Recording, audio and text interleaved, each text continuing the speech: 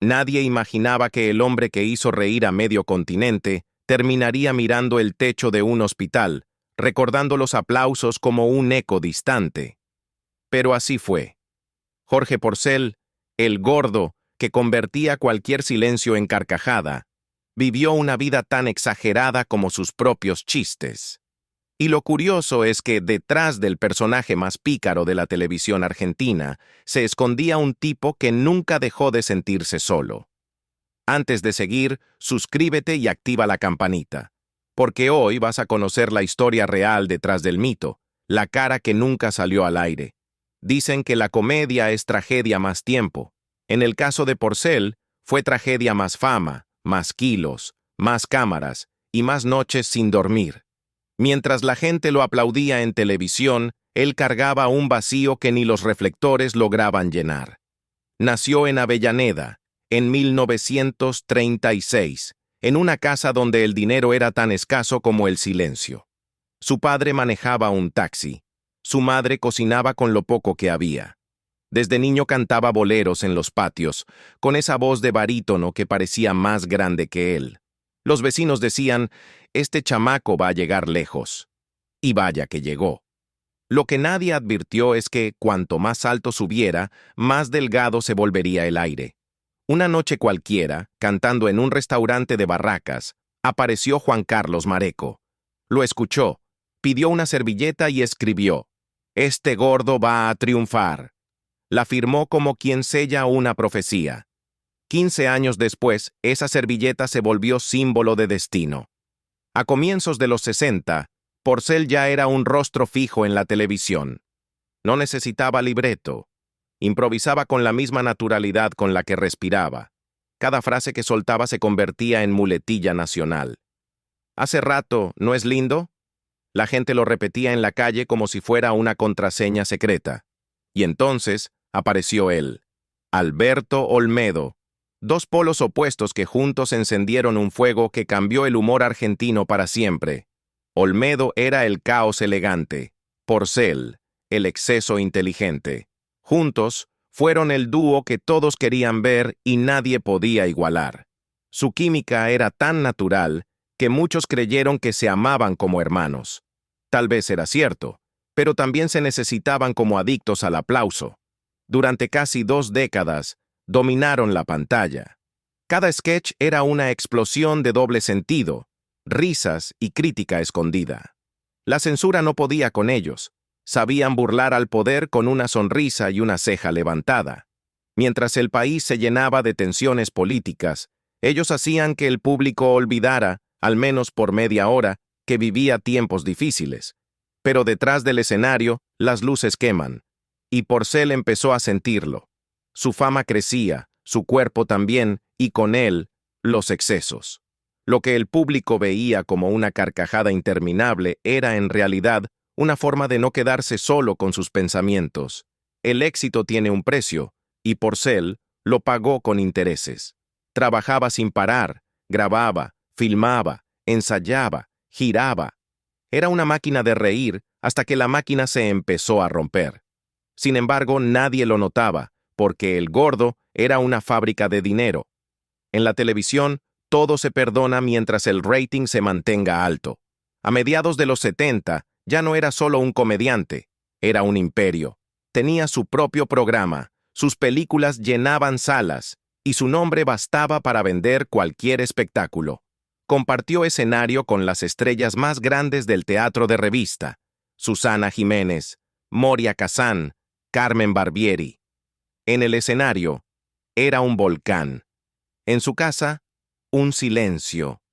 Porque mientras el público lo idolatraba, su esposa Olga lo esperaba todas las noches, sabiendo que él no volvería a tiempo, ni sobrio, ni solo. Él decía amar a su familia, pero amaba más el ruido de los aplausos. Esa contradicción fue el principio del fin. En los 80, la dupla con Olmedo se consolidó en el cine. Hicieron más de 20 películas juntos, algunas delirantes, otras brillantes, todas taquilleras. Los Caballeros de la Cama Redonda, Rambito y Rambón, los Colimbas se divierten. El público se reía, los críticos se quejaban, y Porcel contaba billetes sin mirar atrás. Nadie pensaba en el futuro, ni siquiera él. Pero el destino no negocia. Un día, Olmedo cayó, y con él se vino abajo medio país. Para Porcel, fue más que la pérdida de un amigo. Fue como si le hubieran arrancado la mitad del alma. Desde entonces, su risa sonó distinta, más hueca, más cansada. A partir de ese momento, todo cambió. Porcel intentó seguir adelante, pero algo dentro de él se había roto. Los escenarios que antes le daban vida se convirtieron en un peso. Y cuando las luces se apagaban, el silencio lo devoraba. Hasta ese punto, el gordo era un gigante. Pero pronto descubriría que ningún gigante sobrevive cuando su sombra se vuelve más grande que él. Después de la caída de Olmedo, Porcel ya no volvió a ser el mismo. Perdió a su compañero de escena, pero también a su espejo. Juntos se habían hecho invencibles y ahora, solo, parecía no encontrar su propio reflejo. En las entrevistas sonreía, pero en los ojos se notaba la distancia. Decía que todo seguía igual, aunque por dentro ya nada lo estaba. Fue entonces cuando decidió marcharse. Dejó atrás Buenos Aires, las marquesinas y el ruido de los camarines. Eligió Miami, como quien busca aire en otro idioma. Y lo consiguió, aunque ese aire le resultó más frío de lo que imaginó. En la Ciudad del Sol abrió un nuevo capítulo que muchos prefirieron no mirar, uno donde la nostalgia se mezcló con el olvido. En Estados Unidos, Porcel quiso reinventarse. No podía quedarse quieto, así que creó su propio programa, A la Cama con Porcel. Era atrevido, nocturno, cargado de humor picante. Telemundo lo transmitía y el público latino se dividía entre quienes lo consideraban genial y quienes lo veían como un exceso. Porcel, mientras tanto, disfrutaba el escándalo. Le gustaba ser el tema del que todos hablaban, aunque eso significara perder parte del respeto que había construido en Argentina. Durante un tiempo le funcionó. El show era un éxito y él volvía a sentirse vivo. Pero la televisión es ingrata. Un día te convierte en ídolo, al otro te cambia por un rostro más joven. Cuando el programa terminó, Porcel sintió lo que nunca había sentido en sus años de gloria. Silencio. Ese silencio que antes llenaban los aplausos y las risas grabadas, ahora lo acompañaba hasta en la cena. Para llenar el vacío, buscó nuevos caminos. Dicen que abrió un restaurante de comida argentina e italiana. Allí saludaba a los clientes, cantaba tangos entre mesas y por momentos volvía a ser el hombre de siempre. Pero la salud comenzó a pasarle factura. Los años de ritmo desmedido le pesaban, y las piernas ya no lo acompañaban como antes. Sin embargo, nunca se quejó en público. Detrás de cada gesto había orgullo, el mismo que lo hizo subir al escenario por primera vez. Mientras tanto, su esposa Olga seguía a su lado. Lo había soportado todo, las ausencias, los rumores, las noches eternas de grabación. A su manera, lo amaba. Y aunque Porcel no era un hombre fácil, ella entendía que bajo esa coraza de comediante seguía estando aquel joven que soñaba con cantar boleros en los patios de Avellaneda. Pero había una herida que nunca cerró. Su hijo biológico, Jorge Jr., lo reclamaba en la prensa. Decía que su padre lo había olvidado, que solo lo buscaba cuando la cámara estaba encendida. En cambio, su hija adoptiva, María Sol, se mantenía cerca, cuidándolo en Miami. Entre ambos hijos se reflejaban las dos mitades del comediante, el hombre que necesitaba amor y el artista que no sabía cómo darlo. Pese a todo, Porcel siguió buscando redención. Se acercó a la fe, empezó a asistir a una iglesia cristiana y encontró en la espiritualidad un refugio que ni la fama ni el dinero le habían dado. A veces subía al púlpito para hablar del cambio, del perdón, del valor de empezar de nuevo, y la gente lo escuchaba, sorprendida.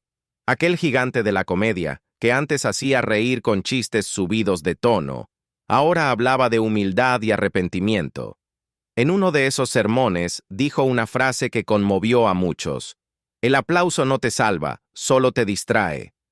Era la confesión más honesta de su carrera. Detrás del humor había siempre un hombre intentando escapar de sí mismo. Sin embargo, la vida no le dio tregua. Su cuerpo comenzó a debilitarse. Los médicos le recomendaban descanso, pero él seguía apareciendo en eventos y entrevistas, aunque ya no con la misma energía. Usaba silla de ruedas, pero mantenía su tono desafiante, como si aún pudiera vencer al tiempo a punta de chistes. En sus últimos meses, escribió sobre la fe, sobre cómo el hombre puede reinventarse después del éxito. Decía que todo lo que tuvo, lo tuvo para aprender a soltar. Esa frase, hoy, parece una despedida disfrazada de reflexión. El 16 de mayo de 2006, su historia llegó al final. Murió en Miami, a los 69 años, acompañado por Olga y María Sol. Su cuerpo fue llevado a Buenos Aires, al cementerio de la Chacarita, donde descansan las grandes figuras del espectáculo argentino. Pero el verdadero final no ocurrió ahí. Lo más fuerte estaba por venir, las revelaciones de quienes lo conocieron, las verdades incómodas que el público nunca escuchó, porque detrás del gordo gracioso se escondía un hombre contradictorio. Algunos lo admiraban, otros lo temían. Y en esa dualidad se resume su leyenda. En Argentina, muchos se enteraron tarde de su muerte. Algunos se sorprendieron, otros apenas lo creyeron. Era como si el país no quisiera aceptar que el hombre que había hecho reír a generaciones ya no estaba. En los programas de televisión se pasaban fragmentos de sus películas y sketches. La gente los veía con una mezcla de nostalgia y vergüenza. Nostalgia por las risas perdidas, vergüenza por haber olvidado tan rápido a quien les dio tanto. Pero detrás de esa figura pública había historias que el público apenas sospechaba. Historias que los compañeros de elenco callaron durante años. Porque hablar de Porcel era, en muchos sentidos, hablar de poder. Tenía un carácter fuerte, temperamental, y muchos decían que en los sets nadie se atrevía a contradecirlo. Lo respetaban, sí, pero también lo temían. Algunos técnicos aún cuentan que cuando él llegaba al estudio, todos ajustaban el guión para hacerlo feliz. Nadie quería ser el motivo de su mal humor. Porcel era un hombre de extremos. En escena era cálido y chispeante. Fuera del set, podía ser tan frío como una nevera. Un productor lo describió alguna vez como una tormenta. Te da luz, pero también te quema si te acercas demasiado. Esa dualidad lo hacía fascinante y peligroso a la vez. Muchos de sus colegas lo adoraban, otros simplemente lo soportaban. Pero todos reconocían su talento. Carmen Barbieri fue una de las pocas que se atrevió a hablar con el corazón.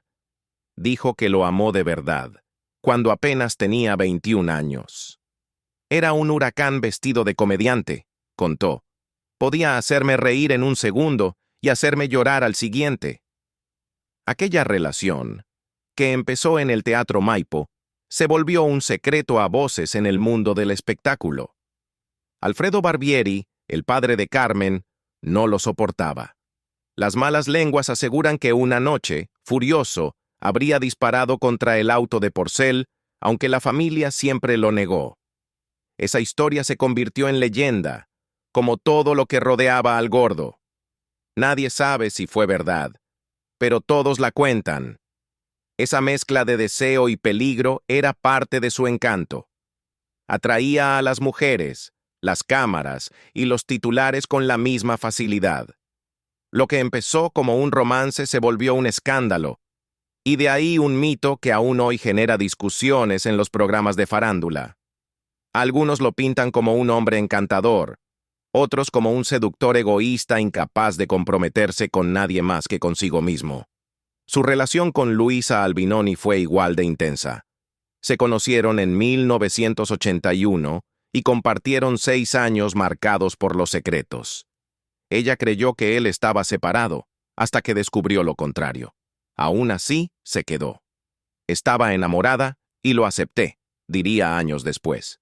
Cuando se le pregunta por él, no habla con rencor, sino con cierta ternura. Era difícil, pero tenía un corazón enorme. Sin embargo, no todas guardan buenos recuerdos. Varias actrices que trabajaron con él lo acusaron de trato brusco y actitudes inapropiadas. En los foros de televisión aún circulan anécdotas, discusiones, gritos, caprichos, pero también hay quienes aseguran que Porcel, detrás de ese temperamento, era un hombre agotado, atrapado entre la presión del éxito y la fragilidad de su propia salud. Los años no pasaron en vano. El cuerpo que fue su marca registrada comenzó a traicionarlo. Los médicos le pedían que bajara el ritmo, pero él seguía exigiéndose como si el tiempo no contara. Cuando la silla de ruedas apareció, muchos pensaron que era parte de un sketch. No lo era. Era su nueva realidad. Aún así, Porcel seguía escribiendo. Llenaba cuadernos con frases, recuerdos, reflexiones. Decía que lo hacía para dejar testimonio de lo que había aprendido, aunque tal vez lo hacía para reconciliarse con su propia historia. En una entrevista dijo algo que pocos entendieron en ese momento. La fama es una mentira que te cobra con intereses. Hoy, esas palabras suenan como una advertencia a quienes lo vieron desde la distancia. En los últimos años, las visitas eran pocas. Algunos compañeros de toda la vida se enteraron de su estado por terceros. En su departamento de Miami, Porcel vivía rodeado de fotografías y discos. Le gustaba volver a ver sus películas, no por vanidad, sino porque ahí seguía existiendo la versión de sí mismo que la gente amaba. Esa versión que no sentía dolor, que no envejecía y que podía hacer reír con solo levantar una ceja. Cuando murió, solo unas 80 personas fueron al funeral. Ninguna cámara, ningún espectáculo, ningún escándalo. Apenas unos amigos, su esposa y su hija. Un final silencioso para el hombre que vivió haciendo ruido.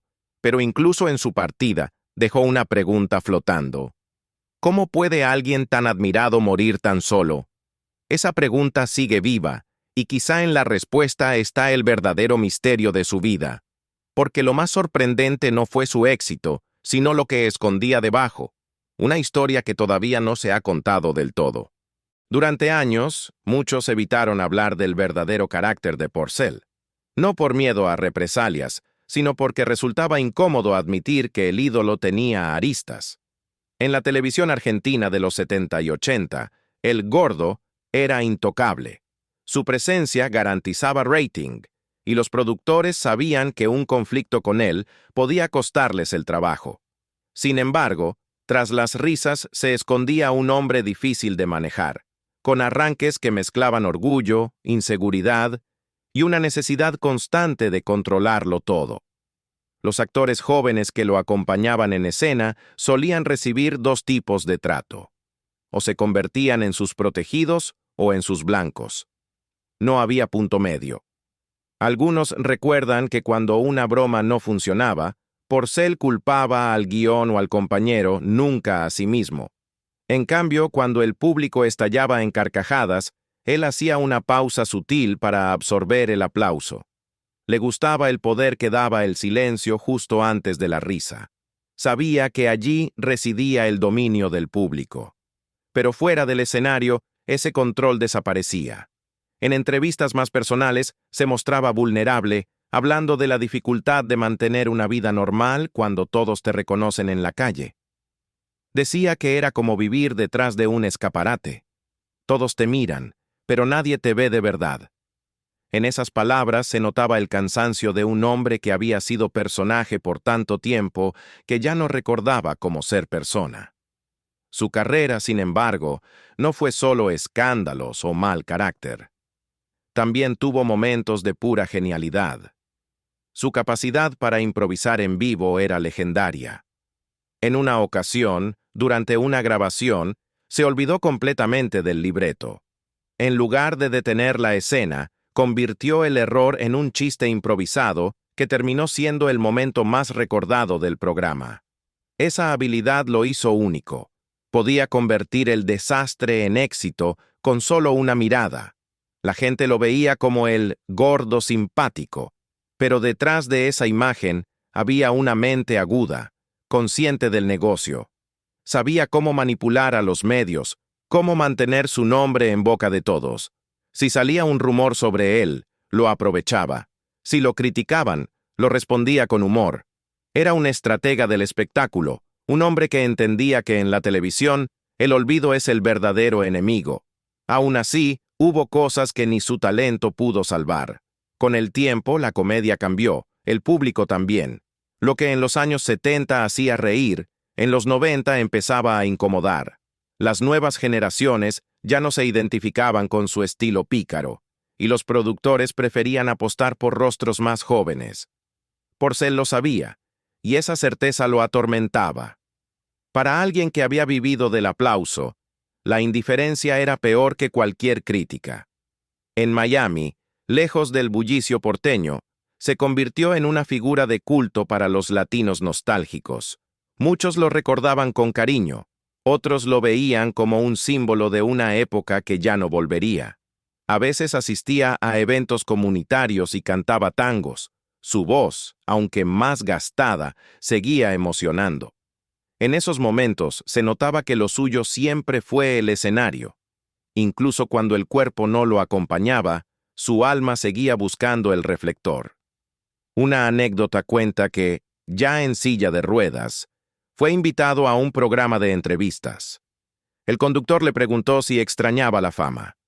Porcel lo miró con una sonrisa breve y respondió: «La fama no se extraña, se sobrevive». Esa frase quedó grabada, porque detrás del tono irónico se escondía la confesión de un hombre que lo tuvo todo y terminó enfrentándose a sí mismo. A medida que su salud empeoraba, comenzó a escribir con más frecuencia. No buscaba hacer humor, sino contar lo que el público nunca supo. Llenó páginas con recuerdos del teatro, del cine, de los camarines. Pero lo más revelador fueron sus reflexiones sobre la soledad del artista. Decía que el público siempre te aplaude, pero nunca te acompaña a casa, y que el verdadero precio del éxito no se paga con dinero, sino con silencio. Pocos saben que en esos escritos dejó pistas de episodios que aún hoy generan debate. Amistades rotas, promesas incumplidas, contratos que lo enfrentaron con los hermanos Sofovich y con figuras que alguna vez lo llamaron amigo. Algunos de esos textos se perdieron. Otros, según rumores, siguen guardados por su familia. Y es ahí donde comienza una parte de la historia que pocos se atreven a tocar: los conflictos ocultos del humor argentino. Porcel era más que un comediante. Era un símbolo de una industria que mezclaba talento y exceso, brillo y sombra. Representaba a una generación que lo dio todo por entretener, pero que pagó un costo altísimo por hacerlo. En sus últimos años, comprendió que su mayor enemigo no fue el tiempo ni la enfermedad, sino la nostalgia. Porque la nostalgia te hace vivir mirando un pasado que ya no existe. Y justo cuando parecía haberlo entendido todo, ocurrió algo que cambiaría para siempre la forma en que el público lo recordaría. Un testimonio, años después, revelaría una versión distinta de su vida.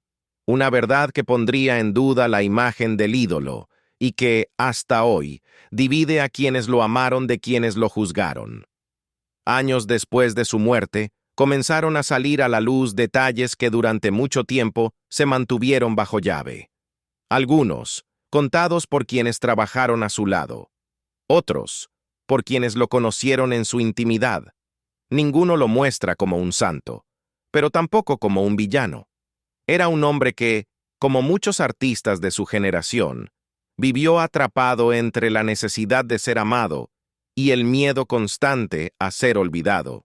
Una actriz de la época contó que en los camarines de Canal 11, Porcel era capaz de pasar de la broma al silencio más absoluto en cuestión de segundos.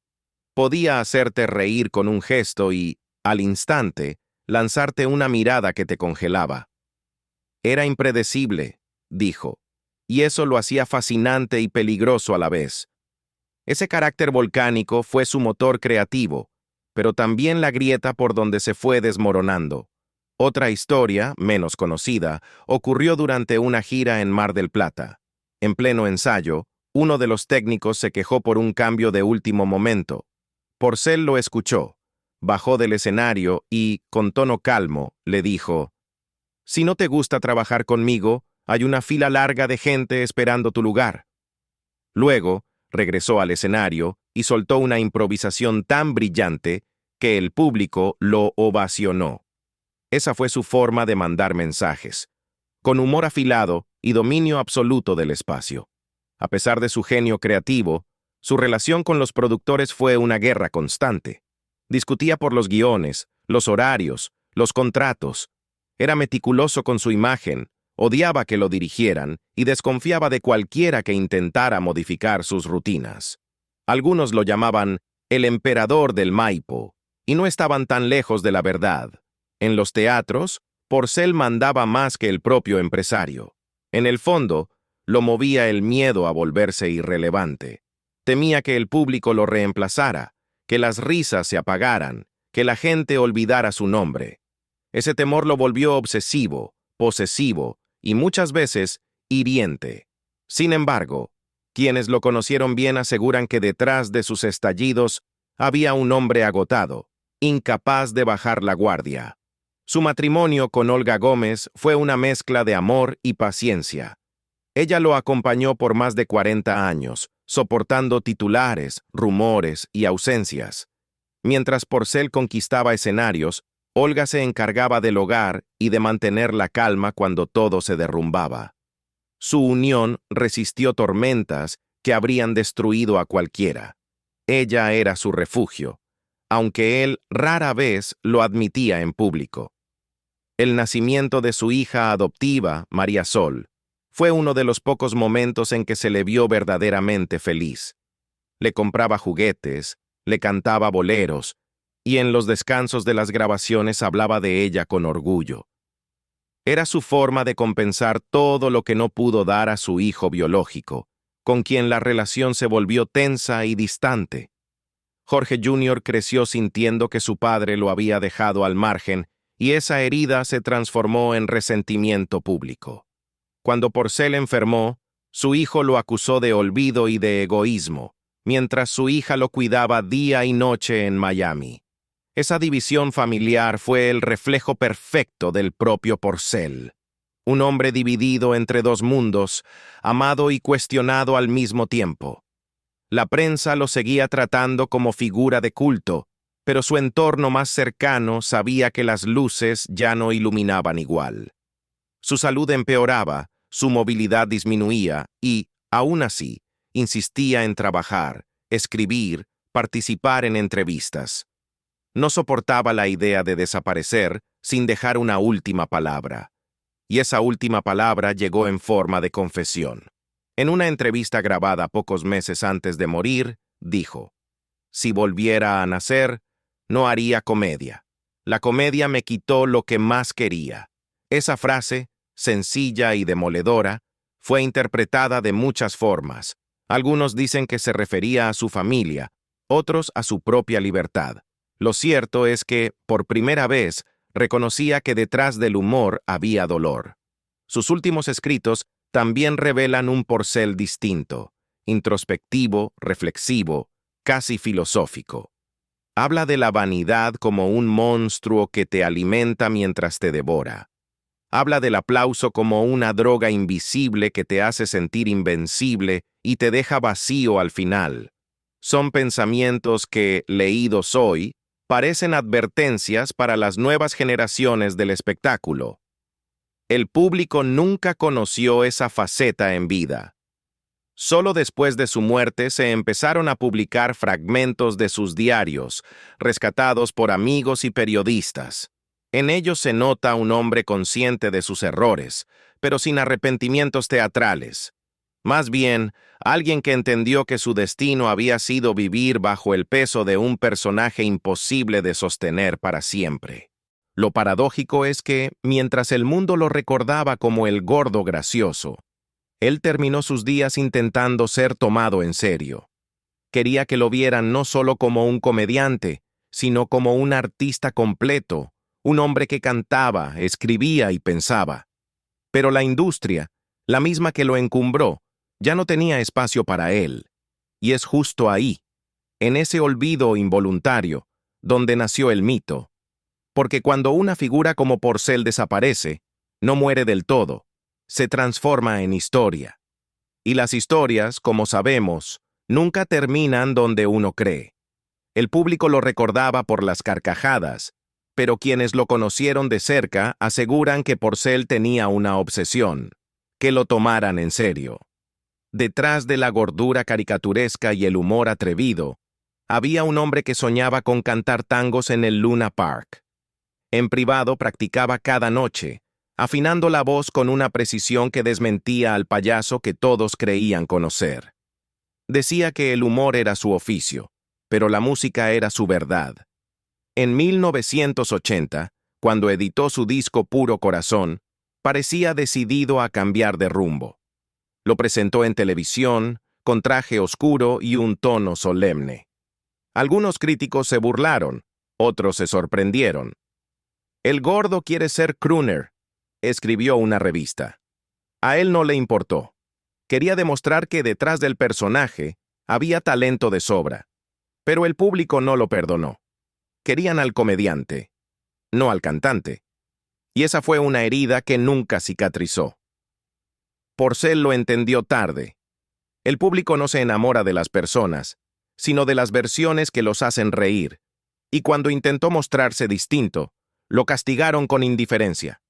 Esa fue una de las razones por las que, años más tarde, buscó refugio en la fe. Quería redención, pero también respeto. En una entrevista lo resumió con crudeza. Me aplaudieron mucho, pero me escucharon poco. El contraste entre el ídolo y el hombre común se volvió más evidente con el paso del tiempo.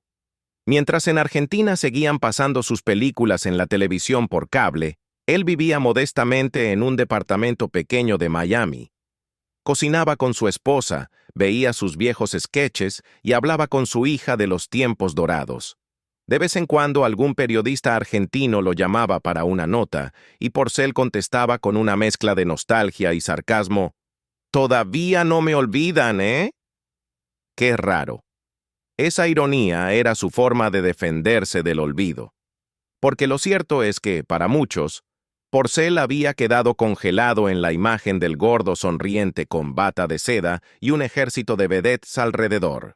Pocos sabían del hombre que pasaba las tardes leyendo la Biblia o escribiendo letras de canciones que jamás grabaría. Era como si convivieran dos Porcel, el que todos recordaban y el que solo unos cuantos conocieron. Uno de sus amigos de Miami contó una escena curiosa. Una tarde Porcel lo invitó a comer pastas en su restaurante A la Pasta con Porcel. Al terminar sacó un cuaderno del bolsillo y le leyó un texto que estaba escribiendo. Hablaba sobre la risa y el paso del tiempo. Terminó con una frase que se quedó grabada. Cuando uno deja de hacer reír, empieza a hacerse preguntas que duelen. Nadie en el restaurante entendió la magnitud de esas palabras. Hoy suenan como su propio epitafio. Aunque su salud se deterioraba, seguía soñando con volver a los escenarios. Decía que quería hacer un monólogo final, sin chistes, sin música, solo él hablando de la vida. «Quiero despedirme de pie, aunque ya no pueda caminar», le dijo a un periodista.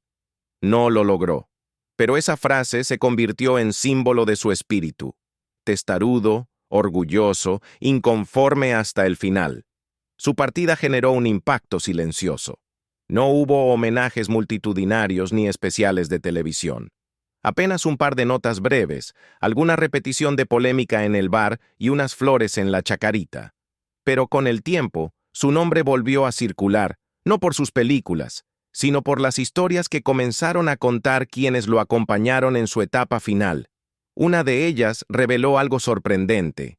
Porcel había grabado mensajes en casetes personales donde hablaba directamente a su público.